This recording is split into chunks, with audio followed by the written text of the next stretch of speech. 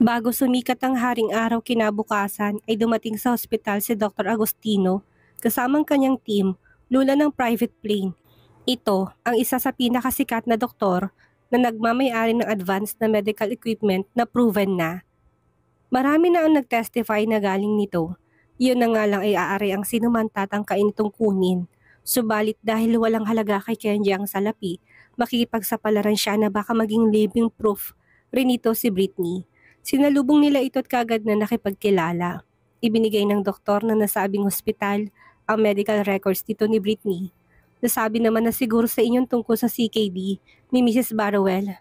Mr. Barrowell, no? Tanong ng doktor na saglit siyang pinasadahan ng tingin. Pero wala na tayong magagawa sa complications niya sa dalawang mata. Kailangan niya ng cornea upang mapalitan yun at nang muli siyang makakita. Yun na lang ang tanging pag-asa, Mr. Barrowell. Pwede ko bang ibigay sa kanya ang akin? Hindi nag-iisip na tanong ni Kenji. Natigilan si Dr. Agostino. Na-brief na rin siya nito na magiging donor ng asawa ng isang kidney. Mr. Barrowell, kung ibibigay mong cornea mo, willing ka bang yakapin ang madilim na mundo? Makahulog ang tanong ni Dr. Agostino kay Kenji. Maaring mabulag ka. Parang nahimas-masan doon si Kenji. Willing ba siya? Hindi ba magpapakamatay ng gagawin niya sa buhay? Pwede tayo magtanong sa iBank. Hindi na yun mahirap maghanap ngayon, lalo na kung masalapi ka. Tumangu-tango si Kenji, nabubuhayan na naman ng pag-asa. Hindi niya inaalis sa kanyang sarili na magiging okay ang lahat oras na maoperahan ng kanyang asawa. Mr. Barrowell, hindi yun ang top priority natin ngayon. Ang pinaka-importante ngayon ay masigawa ang kidney transplant. Saka na natin alalahanin ang paningin ng iyong asawa. Yun ang mas mahalaga, ang maisalba natin siya. May mga ipiniliwanag pa to ng iba ay hindi na magawang masundan ni Kenji dahil hindi niya rin maintindihan. Lumabas na siya ng doctor office at mabagal ng makbang patungo ng ward kung nasa ng kanyang asawa. Isang bulto ng pamilyar na tao ang nakita niyang naglalakad. Malayong tingin nito na parang malalim din ang mga iniisip. Si Andre, nanganak ang asawa ng lalaki doon pero hindi niya inaasahang makikita niya dito si Britney. Sinubukan niyang hanapin si Manang Elsa upang tanungin kung anong tunay na kalagayan ng dating kaibigan. Umiyak lang ang matanda habang sinasabi sa kanyang tunay na kalagayan ni Britney. Kung kaya naman, tulala siya dahil hindi niya sukat akalain na may ganun palang karamdaman ang dating kaklase. Sobrang nakakabigla dahil ang lusog-lusog nito noong huli silang nagkita sa Batangas. Nalaman pa ni Andre na ang kasal nila pala sa kanyang asawa ay kagagawa ng asawa rin ni Britney. Bakit hindi mo inalagaan ang sarili mo, Joanna? Bakit? Mahinang usal na tanging siya lang din ang nakakarinig. Ilang beses siyang napakurap ng mga mata upang ampatin ng ragasan ng kanyang emosyon. Bagamat sinabi sa kanya ni Manang Elsa na ginagawa ng asawa nitong lahat ng paraan para madugtungan ng kanyang buhay, hindi niya pa rin mapigilan na sumama ang loob at mag-alala sa kanya. Naalalang biglang panahon na masaya pa silang nag-aaral. Nang matapos yon mag-play sa kanyang utak na parang kahapon lang nangyari ang lahat, hindi na napigilan ni Andre ng mga talang buong katawan. Hindi nakaligtas sa paningin ni Kenji na pinagmamasdan pa rin to sa malayo. Maya-maya pa'y bigla tong pa-squat na naupot sinubsob ang muka sa dalawa niyang palad at mahinang umiyak. Malamang nalaman na niya ang tungkol sa sakit ng aking asawa, mahinang bulong ni Kenji. Sa halip na pag-aksiyahan to ng panahon ay bumalik siya sa loob ng silid ng asawa upang samahan to. Kenji, ikaw ba yan? Tanong ni Britney diretso lang ang tingin dahil wala na siyang makita. Naupo si Kenji sa kanyang tabit ginagap ng isang kamay nito at kapag hinalikan niya na yon. Ako nga. Saan ka galing? Bakit ang tagal mong nawala? May konting liwanag na naaninag pa si Britney ngunit kahit anong gawin niya, hindi na niya makita ang mukha ni Kenji. Tamang hawak na lang ang ginagawa niya sa mukha nito upang kumuha na magiging lakas niyang magpatuloy. May kinausap akong doktor, sambit ni Kenji na dinalang kamay ng kanyang asawa sa kanyang mukha. Doon ay malayang pinagalan ni Britney ang kanyang payat na kamay upang makita ang asawa niya at hindi siya nag-iisa. Sinong doktor? Si Dr. Agostino. Siya ang doktor na titingin sa'yo. Huwag kang mag-alala, muli mo akong makikita. Kami ni Noah. Maghintay-hintay ka lang. Kaya mo namang maghintay, hindi ba? Kaya mo ring tiisin ang sakit na saglit lang. Marahang tinago ni Britney ang kanyang mukha. Sa ngayon, kailangan mo magpalakas ng katawan para matapos ng kidney transplant. After nun, sa kanila ayusin ang paningin mo. Huwag kang mag-alala, mananatili naman ako sa tabi mo. Hahawakan kong kamay mo. Ganun ang naging routine nila ng ilang araw. Inalagaan ni Kenji sa pagkain si Britney upang lumakas ang katawan nito. Hindi naman makita, damang-dama ni Britney ang pagmamahal sa kanya ng asawa. Ilang beses niyang nahiling na sana gumaling na siya para bumalik ng dating sa lahat. Napapansin niya rin kasi ang pagpayat ng braso ni Kenji ng hula niya ay nang dahil sa puyat sa pagbabantay nito sa kanya. Ito lang ang kasama niya sa silid na yon tuwing gabi. Tinatabihan siya nito at pinaparamdam ang pagmamahal nitong walang katumbas sa pamamagitan ng mga yakap. Basta maniwala ka na lang na gagaling ka at paniguradong gagaling ka. Yun ang palaging litanya ni Kenji sa asawa. Tanghali yun na makarinig sila ng ilang mga katok sa pintuan. Si Manang Elsa ang kasama ni Britney na buong akala niya nakatutulog ang amo niyang babae. Ang hindi niya alam ay nakapikit lang ito at nakipakaramdam ang paligid. Wala daw noon si Kenji. Nagpaalam to na may pupuntahan na saglit sa lingid kalaman ni Britney ay sa doktor upang may pakuhang test nang dahil sa paghahanda niya rin sa kidney transplant na papalapit na sa araw na target. Sandali lang Madam Britney ha, baka isa sa mga nurse mo yon. Paalam ni Manang Elsa na tinungo ng pintuan. Hindi kumibo si Britney na natiling nakahiga pa rin sa kama. Kahit naman tignan niya yon, kung hindi sino ay hindi pa rin niya makilala kung hindi pamilyar sa kanyang boses nito. Hinintay niya itong magsalita, nabuksan na kasi ito ng matanda. Lingid sa kaalaman pa rin ni Britney ng dati niyang kaibigang yon, si Andre na nakasuot ng nurse uniform. Masyado kasing mahigpit ang seguridad doon kung kaya naman kinakailangan itong magpanggap ni isa sa nurse. Kinakabahang si Manang Elsa, sinubukan niyang itulak ito palabas kahit nakapasok na ng pinto habang sinasaway. Anong ginagawa mo dito? Hindi ka pwede dito, baka makita ka ni Mr. Baruel. Saglit lang ako Manang Elsa. Gusto ko lang makausap at makita si Joanna ng ilang minuto. Si Andre yon. Biglang nalungkot si Britney. Nakaramdam na ng awa sa kanyang sarili. Ayaw niya makita siya ng dating kaibigan sa kalunos-lunos na kalagayan. Ayaw niya rin kaawaan siya ng lalaki. Hindi nga pwede Andre. Natutulog ngayon si Madam Britney. Bawal mo siyang istorbohin. Hadlang pa ni Manang Elsa dahil nag-alala siyang baka mas ikailalayon ng kalagayan ng kanyang among babae. Gulantang na natutop na ng bibig ni Manang Elsa nang biglang lumuhod sa kanyang harapan si Andre. Hindi niya yun inaasahan. Pinagsaliko pa ng lalaki ang dalawa niyang palad habang walang tunog na malispis ang kanyang mga luha upang patuloy na magmakaawa sa matandang hayaan siya nitong mapalapit sa kama ni Britney kahit na saglit lang. Bilang maawain at may malambot na puso pinagbigyan ng matandang hiling ng lalaki. Naisip niya rin na baka makatulong yun na patatagin ang loob ni Britney magpatuloy pang lumaban sa hamon ng buhay na paulit-ulit na sinusubok ng tadhana. Baka lang isa si Andre sa maging pundasyon ng kanyang mabilis na paglakas ng katawan. Sige na, lumapit ka na sa kanya. Senyas na matanda ng sa lalaki. Ganun na lang ang pasasalamat ni Andre kay Manang Elsa. Hindi naman mahulaan ni Britney ang nangyayari sa kanyang paligid kaya wala siyang alam kung anong ginawa ng lalaki. Bastang alam niya ay nasa silid niya ngayon si Andre. Huwag mo na lang sanang tagalan, Andre. Alam mo na, baka bumalik na dito ang asawa ni Madam Britney. Maraming salamat po, Manang Elsa. Dahan-dahang makbang si Andre palapit sa may kalayuang kama ni Britney. Isinara naman ni Manang Elsa ang pinto at hindi piniling makiusyoso sa magiging usapan nila. Tiningnan siya na may kahulugan ng mga guard, ngunit payak ng ngiti lang binigay ng matandang humihingi ng kaunting paumanhin. Hindi naman yun pinansin ng mga to. Naintindihan ko anong ibig sabihin ng ginang ng matanda sa kanila. Walang bahid to ng pagdududa. May kailangang i-check kay Madam Britney, usal pa ng matanda upang maging sapat sa mga guard para maniwala. Napatda ng mga mata ni Andre sa manipis na bulto ng katawan ng kaibigan. Hindi siya makapaniwalang gano'n na magiging itsura nito. Ibang-iba sa huling beses niya itong makita. Parang ibang tao ngayon ang nasa harapan niya. Joanna, may nginig sa kanyang boses na parang anumang oras ay maiiyak na. Hindi ko sukat akalain na sa ganitong kalagayan tayo muling makikita. Bakit naman pinabayaan mong katawan mo at umabot ka rito? Bakit? Hindi sumagot si Britney na walang plano magsalita. Napapalunok na lang siya ng laway. Gusto niyang paniwalain ang kaibigang natutulog siya at walang malay. Hahaba pa kasi kung kakausapin ito at hahaba lang din ang diskusyon. Sana man lang inalagaan mo sarili mo para na lang sa anak mo, Joanna. Marahang hinawakan niyang kamay ni Britney habang patuloy ang patak ng kanyang mga luha. Joanna, sa bandang huli hindi pa rin nakatiis si Britney. Ibinuka pa rin niyang kanyang bibig at nagsalita. Nanganak na bang asawa mo, Andre?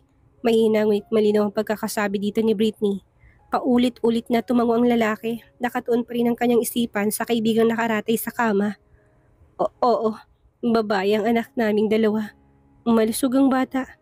Kumuwala ang maliit bagamat malungkot na mga ngiti sa labi ni Britney. Masaya siya para sa kaibigang nahanap na nitong babaeng tunay na nagmamahal sa kanya. Gusto niya sanang makitang anak nito kung sinong kamukha, kaya lang sa pagkakataong iyon ay hindi kaya. Masaya siya na kahit nasaktan ito dati ni Kenji, nagawa nitong makabangon. Ano nga ulit ang pangalan ng asawa mo? Anisha. Muling umiti lang si Britney, inalala sa kanyang isipan ang araw na nakita niya magkasama ang dalawa. Lumaban ka, Joanna. Masyado ka pang bata. Hindi ba't nais mo pang maging sikat na pintor? Patunayan mo yun. Lumaban ka. Patunayan mo sa marami kung gaano ka kagaling na magpinta. Magagawa mo lang yun kung okay ka. Oo naman, Andre. Ginagawa ng asawa ko ng lahat para gumaling ako. Kita mo yun, nagbago na siya. Hindi na siyang Kenji na kilala natin dating malahalimaw. Pagmamalaki pa ni Britney, sinang-ayunan na lang din ni Andre.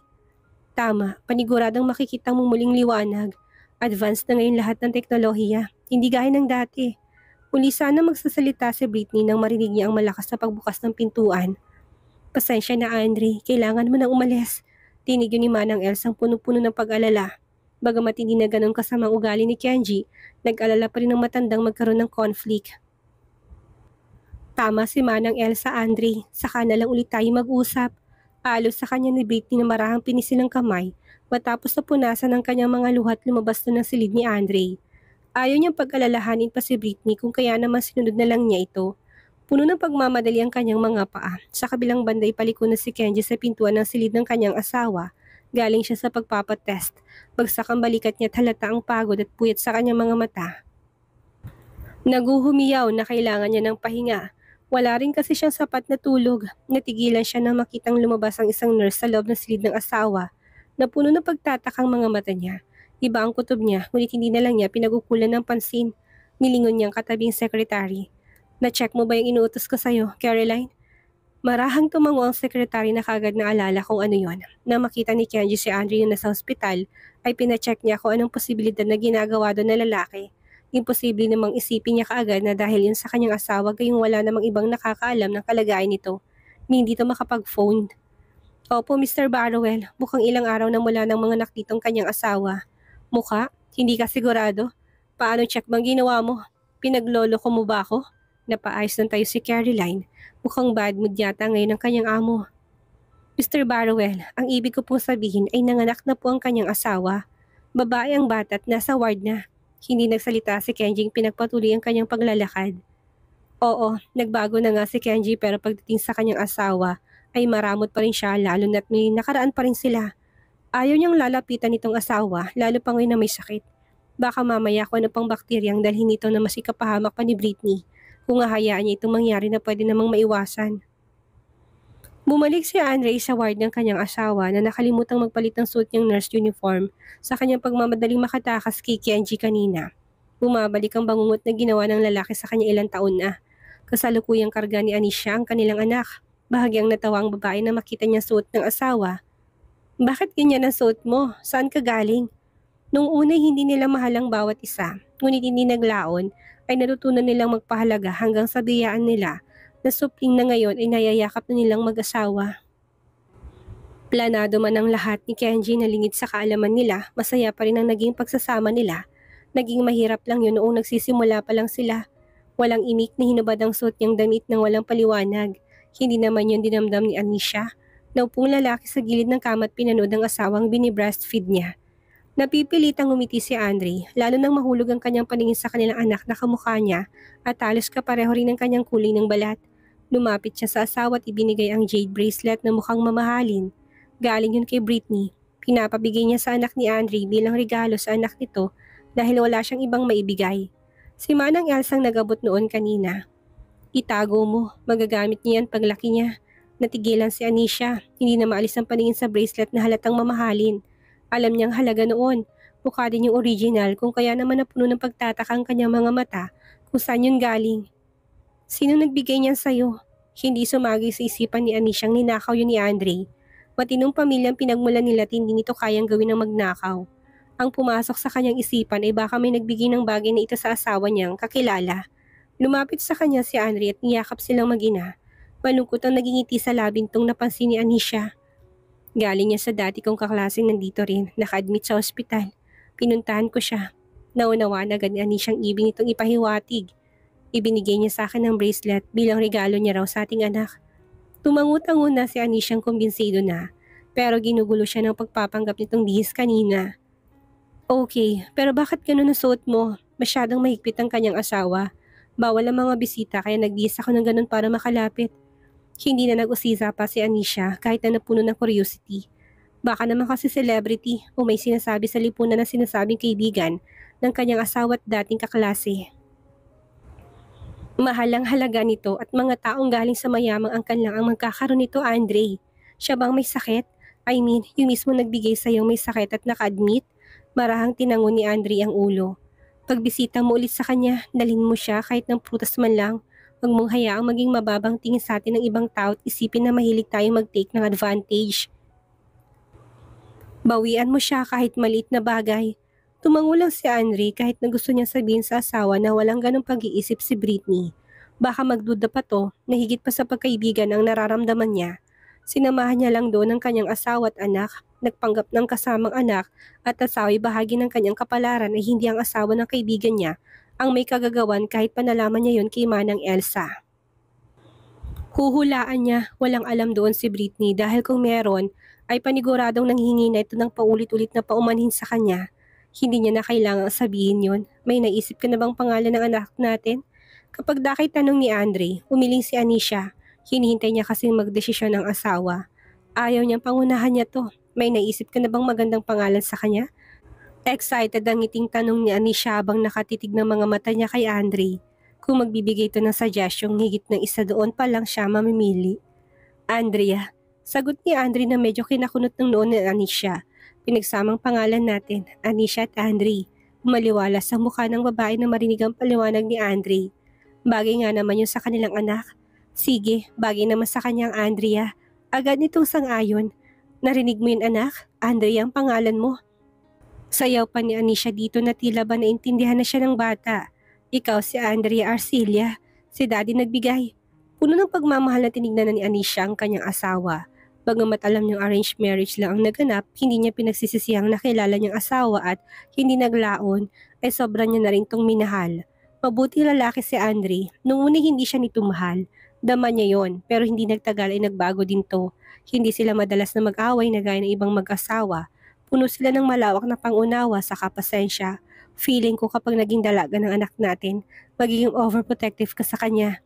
Aba syempre, hindi siya pwedeng magpaligaw lang basta kung kani-kanino. Dadaan na muna yun sa akin. Mahina lang na natawa si Anisha. Kinurap na mga matang nakatingin pa rin sa nakangiti ng mukha ng asawa. Sa mga sandaling iyon, ay walang pagsidlal ng kaligayahan ng babaeng sumisidipa dahil sa asawa. Samantala, tuloy-tuloy na pumasok sa loob ng ward ni Britney si Kenji. Natigilan siya pagpasok ng silid na may naamoy na pabango ng lalaki. Matapang yun kung kaya naman nasabi niya sa lalaki. Natili na kayo ko noon si Manang Elsa nang makapasok siya ay lumabas na rin upang magtungo ng kanilang silid kung nasa ng anak nila ni Britney. Kenji, ikaw ba yan? Mahinang tanong ng babaeng kilala ng mga bagsak ng yabag nito. Kamustang pakaramdam mo, Han? Hakbang ni Kenji palapit sa kanyang kamang nakalimutan ng iniisip. Gaya pa rin ng dati. Ano bang nilakad mo't matagal kang nawala? Ayos lang naman, nanatiling tago pa rin sa kaalaman ni Britney tungkol sa pagbibigay niya ng kidney sa asawa. Napag-usapan namin ng doktor na total malakas ang katawan mo. Maaaring unahin na gamutin ang sakit ng mga mata mo. Pagkatapos noon, pwede ka na mag-proceed sa kidney transplant. Talaga? Akala ko, uunahin ang kidney. Marahang hinaplos ni Kenji ang mukha ni Britney na medyo nagkakaroon na ng laman kahit papano. Kung ano sinabi ng doktor, yun na lang ang gawin natin. Tumangula si Britney. Wala naman siyang ibang magagawa. Hindi naman pwedeng siyang mamili na mauuna. Nagugutom ka ba? Gusto mo bang ipag-blend kita ng prutas? Muling tumango si Britney. Tumayo si Kenji at tinungon table kung nasa ng ilang mga gamit para doon. Pagbalik niya sa gilid ng kama ng asawa, dala na niyan 2 baso ng fresh juice. Ang isa sa kanya at ang isa kay Britney. Gusto mong maupo? Aalalayan kita. Inalalayan ni Kenji ang katawan ni Britney na parang isang maling hawak ay magkakalasog-lasog ang katawan. Isinandal niya ito sa headboard ng kama na may nakalagay na unan. Pinahawak niyang baso sa kamay nito at nilapit ng straw sa kanyang bibig. Natutuwa si Kenji na kahit papano ay nakikita niyang lumaban din ng asawa niya.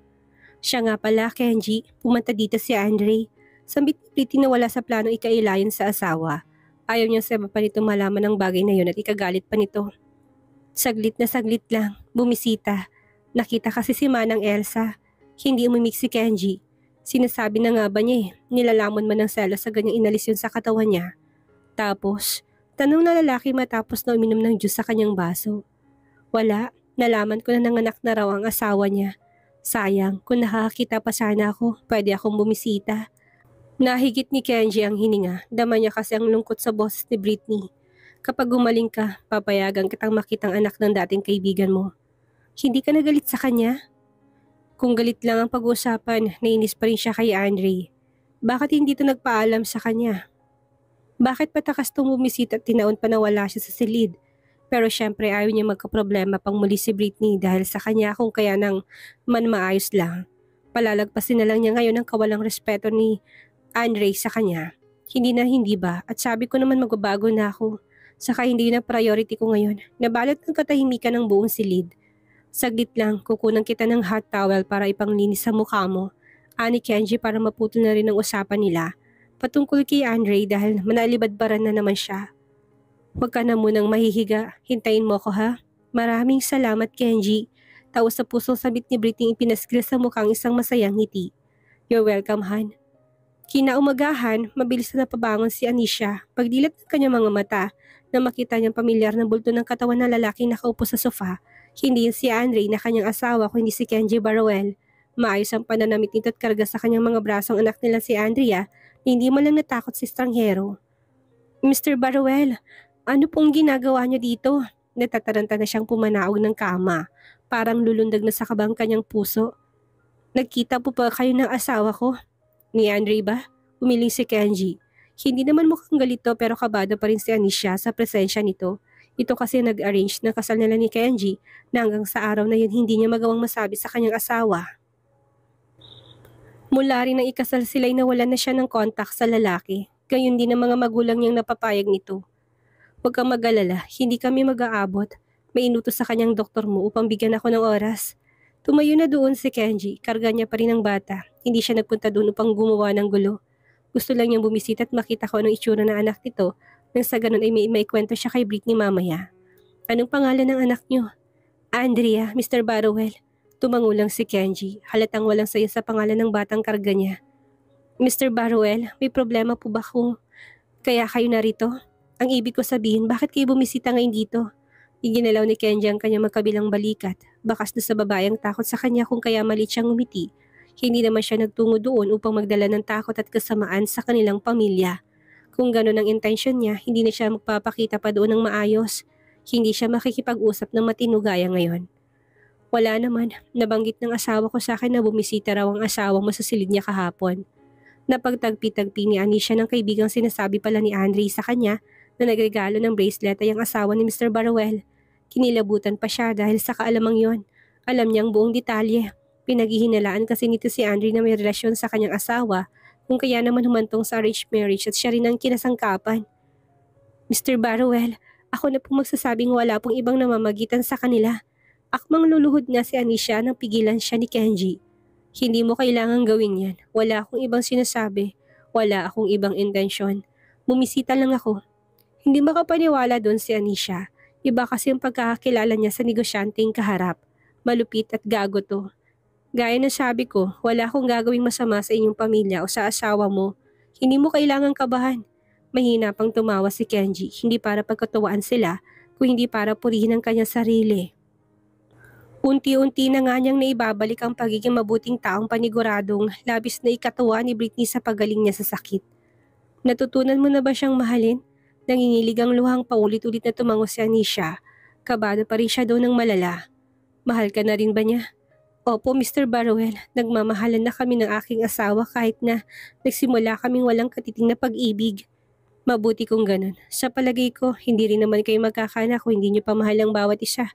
Muling sambit ni Kenji binalingan na naman ang tingin ng mukha ng karga niyang sanggol. Kamukha to ni Andre. May bakas na mukha ni Anisha ngunit hindi yun kapuna-puna. Halika dito, Anisha.